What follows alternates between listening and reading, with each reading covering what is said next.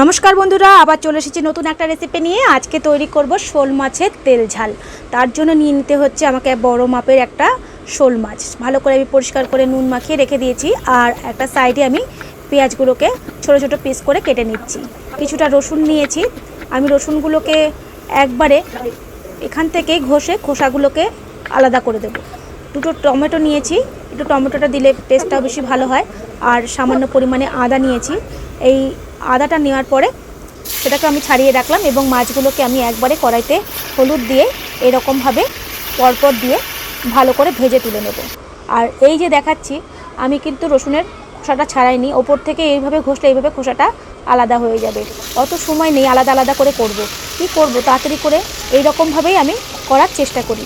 আর আপনারা কীভাবে করেন অবশ্যই কমেন্টের মাধ্যমে জানাবেন। আমি কিন্তু খুব সহজ পদ্ধতিতে দেখিয়ে দিলাম। এইভাবে ঘষে নিলে পরে যেমন খোসাটা থাকে সেইভাবেই থাকবে। এর মধ্যে কালো জিরে ফোড়ন দিয়ে পেঁয়াজগুলো কুচিগুলো দিয়ে দিলাম, রসুন কুড়ে দিয়ে দিয়েছি, আদা কুড়ে দিয়ে দিয়েছি, আর টমেটো দিয়ে দিয়েছি, সামান্য তেজপাতা দিয়ে দিলাম। তাহলে দিয়ে এর মধ্যে একটু জিরে গুঁড়ো দিয়ে দিচ্ছি, দিয়ে ভালো করে নেড়ে চেড়ে নেব। এর মধ্যে দিয়ে দিলাম হলুদ গুঁড়ো, লঙ্কা গুঁড়ো, যে যেরকম ঝাল পছন্দ করে, পরিমাণ মতো নুন, একটু গরম মশলা গুঁড়ো, আর একটু দিয়ে দেবো কাশ্মীরি লঙ্কা। কাশ্মীরি লঙ্কাটা আপনাদের ইচ্ছা হলেও দিতেও পারেন, নাও দিতে পারেন। কয়েকটা কাঁচা লঙ্কা দিয়ে দিলাম, দিয়ে ভালো করে গ্রেভিটাকে আগে তৈরি করে নিলাম।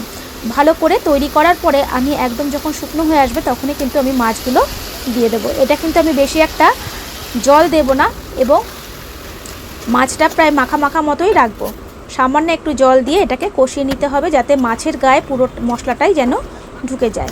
এইভাবে একবার করে দেখবেন, দুর্দান্ত লাগে। যারা শোল মাছ খেতে পছন্দ করেন না তারা কিন্তু এইভাবে একবার করে খেতে পারেন।